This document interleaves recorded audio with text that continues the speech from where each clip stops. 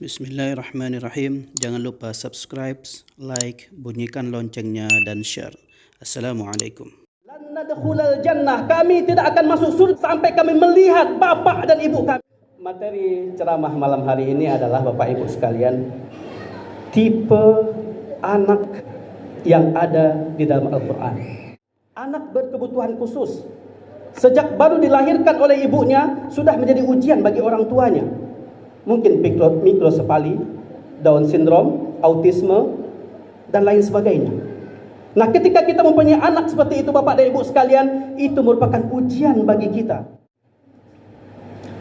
Pertama dan yang paling utama, mari kita panjatkan puji dan syukur kehadirat Allah Subhanahu wa taala dengan ucapan alhamdulillahirabbil alamin. Kemudian salat dan salam kita sampaikan kepada nabi kita, pemimpin kita, uswatun hasanah kita, yaitu Rasulullah Muhammad sallallahu alaihi wasallam, dengan ucapan Allahumma salli ala Sayyidina Muhammad wa ala ali Sayyidina Muhammad. Untuk materi ceramah malam hari ini adalah Bapak Ibu sekalian, tipe anak yang ada di dalam Al-Quran. Para jemaah sekalian yang saya muliakan, paling tidak ada 4 karakter anak yang disebutkan di Al-Quran. Yang pertama, qala Allah Ta'ala fil Qur'anil Karim, al-malu wal banuna zinatul hayatid dunya. Bahwasanya harta dan anak kita itu adalah zinatul hayatid dunya. Apa itu zinah? Perhiasan. Kata Al-Quran, anak itu hanya sebagai perhiasan. Anak kita sebagai perhiasan sering tuh kita pamerin. Biasanya ibu-ibu nih, "Wih, anak aku loh umur 9 bulan udah bisa jalan. Wih, anak saya umur 2 tahun udah jago nyanyi. Oh, anak saya umur 3 tahun udah jago TikTok." Iya. Hanya sebagai perhiasan, hanya sampai di situ saja. Bahwasanya anak hanya sebagai perhiasan. Dan perhiasan itu membuat kita bangga sebagai orang tua. Tapi hanya sekedar itu, hanya kita bisa banggakan kepandaian anak-anak kita. Sama seperti kita pamerin perhiasan kita, ibu-ibu umpamanya punya kalung gitu ya. Punya kalung bagus, padahal udah pakai jilbab, tapi sengaja jilbabnya diikat di sini supaya kalungnya kelihatan. Dan emang iya, salah satu tipe karakter anak itu adalah sebagai perhiasan. Itu yang pertama. Terus yang kedua, kata Allah dalam Al-Quran, a'udzubillahi minasyaitonir rajim, innama azwajukum wa auladukum fitnah. Sesungguhnya istri-istri kalian dan anak-anak kalian fitnah. Ulama tafsir menafsirkan kata-kata fitnah ini adalah sebagai ujian bagi kita Bapak dan Ibu sekalian. Anak kita sebagai ujian bagi kita. Baik itu karena sikapnya, karena akhlakunya menjadi ujian bagi kita. Anak laki-laki biasanya nggak mau dibilangin, main aja, sibuk dengan game aja. Disuruh dipanggil sama emaknya, "Nak, tolong nak." "Ntar." Emaknya ngelus dada. Itu ujian. Atau ada mungkin sebagian anak yang Allah berikan kelebihan, anak berkebutuhan khusus, sejak baru dilahirkan oleh ibunya sudah menjadi ujian bagi orang tuanya. Mungkin mikrosefali, Down syndrome, autisme, dan lain sebagainya. Nah, ketika kita mempunyai anak seperti itu Bapak dan Ibu sekalian, itu merupakan ujian bagi kita. Oh, Allah nggak adil nih. Kenapa harus saya menerima ujian ini?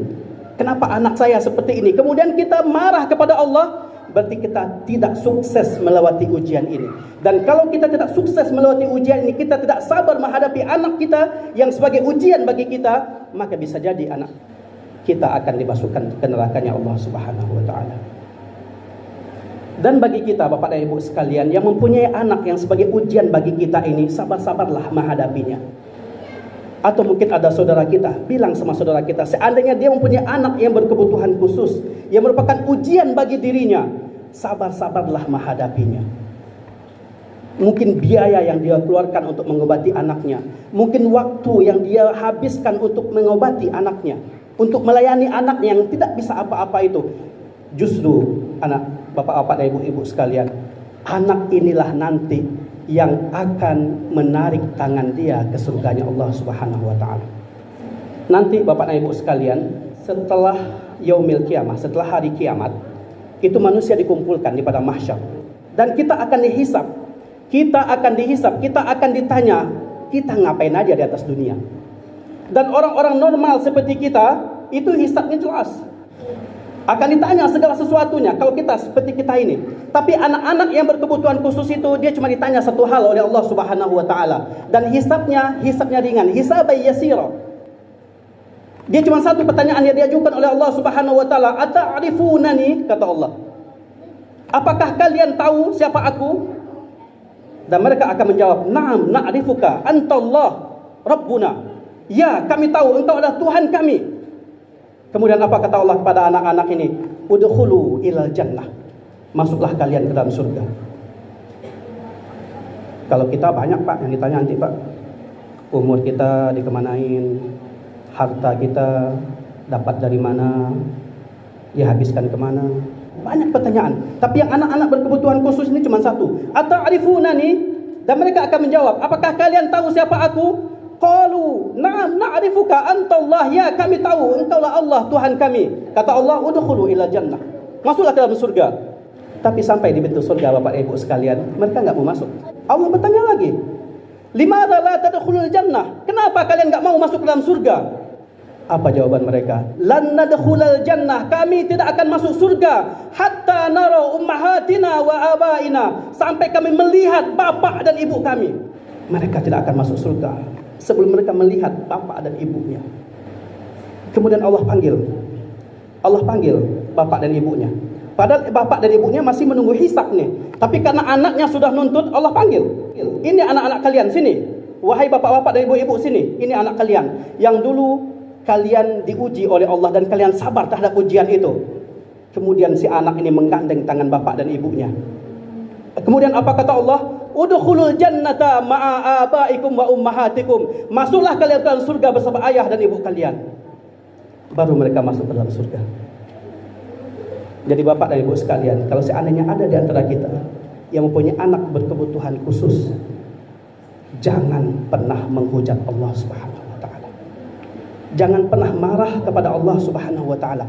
Ini ujian bagi kita, dan kalau kita sabar dengan ujian itu, anak itu nanti akan menarik kita ke surganya Allah Subhanahu wa taala.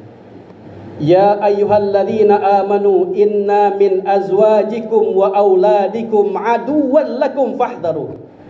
Kata Allah, wahai orang-orang yang beriman, sesungguhnya ada di antara istri-istri kalian, ada di antara anak-anak kalian, aduwwan lakum, akan menjadi musuh bagi kalian. Fahdharu, maka berhati-hatilah kalian. Ulama tafsir menafsirkan ayat ini, bisa menjadi musuh di dunia, bisa menjadi musuh di akhirat.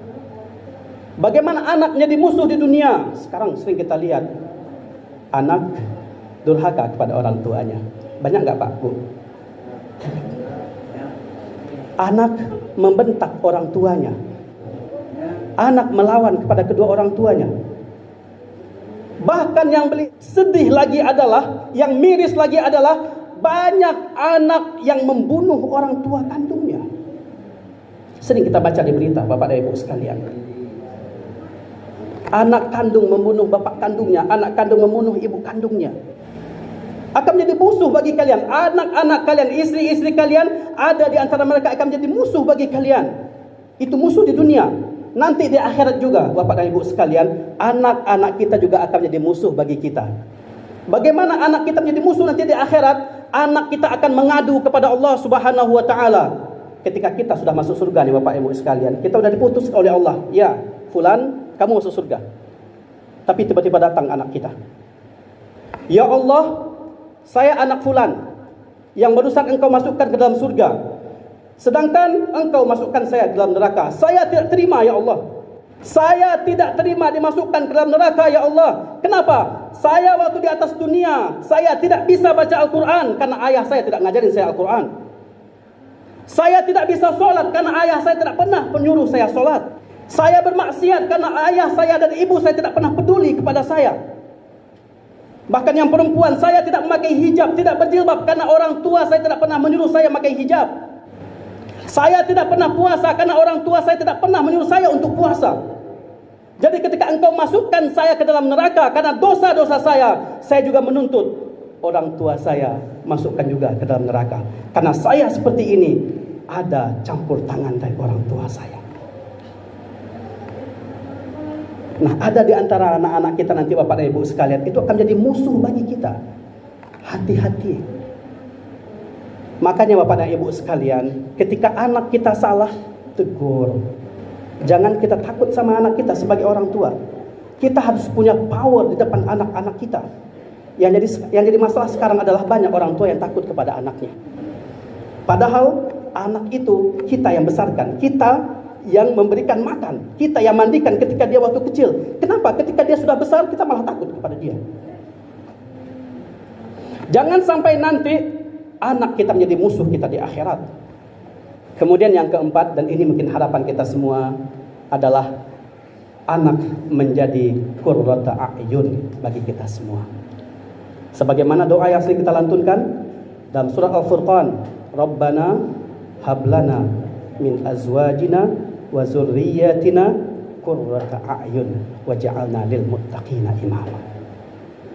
Ya Allah, berikanlah kepada kami, Rabbana hablana min azwajina, dari pasangan-pasangan kami, wa zurriyyatina, dan anak keturunan kami, qurrata a'yun. Apa itu qurrata a'yun?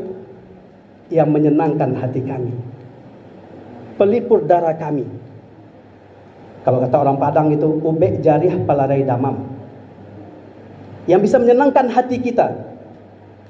Anak-anak soleh yang ketika nanti kita meninggal dunia, mereka yang mendoakan kita.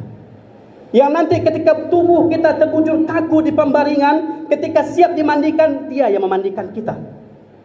Ketika jasad kita ingin dimasukkan ke dalam kuburan, dia yang menyambut jasad kita di dalam kuburnya. Ketika kubur sudah ditimbun, dia yang mendoakan kita. Ketika kita menghadapi sakaratul maut, dia yang membisikkan ke telinga kita, mentalkin kita, asyhadu an la ilaha illallah wa asyhadu anna muhammadar rasulullah. Anak yang soleh. Kalau sekarang bapak-bapak dan ibu-ibu, mohon maaf banget, anak-anak sekarang ketika bapak dan ibunya mau meninggal, apa yang dia lakukan? Selfie.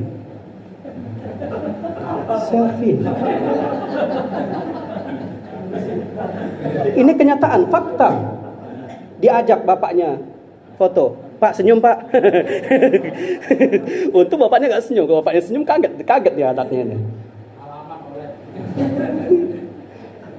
Nah, anak qurratu a'yun itu adalah yang ketika ayah dan ibunya sakaratul maut, dia mentalkin telinganya, baca Pak, Bu, asyhadu an la ilaha illallah wa asyhadu anna muhammadar rasulullah, la ilaha illallah, astaghfirullah. Ketika ibu dan bapaknya disolatkan, dia ikut berada di saf yang pertama. Bahkan dia menjadi imam ketika solat jenazahnya. Yang jadi kenyataan yang miris sekarang adalah bapak-bapak dan ibu-ibu sekalian, si anak tidak ikut menyolatkan orang tuanya. Ketika ditanya, kenapa nak kamu gak ikut menyolatkan jenazah ayah dan bapakmu? Jawabannya apa? Gak bisa. Nah, makanya harapan kita semua adalah anak-anak kita menjadi anak-anak yang qurratu a'yun, anak-anak yang soleh dan solehah, anak-anak yang mendoakan ketika kita sudah tidak berada di atas dunia lagi, ketika kita sudah berkalang tanah. Anak-anak itu akan mendoakan kita. Dan salah satu amalan yang tidak putus-putusnya adalah waladun solehin yad'u lahu, anak soleh yang mendoakan ibu dan bapaknya. Bapak dan ibu sekalian, ini tugas kita semua Bapak dan Ibu sekalian. Bagaimana menjadikan anak kita anak-anak yang soleh dan solehah. Dan itu tidaklah ringan, tidaklah mudah. Apalagi dengan zaman yang begitu canggih saat ini. Dengan gadget di tangan mereka. Dengan fasilitas wifi yang kita sediakan.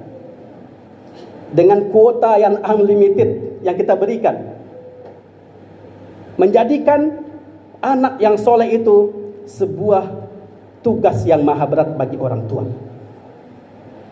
Tapi kita jangan pernah putus asa Bapak dan Ibu sekalian. Banyak cara untuk menjadikan anak kita menjadi anak yang soleh dan solehah. Bagaimana menjadikan anak-anak kita menjadi anak yang soleh, insyaallah di kesempatan yang lain insyaallah.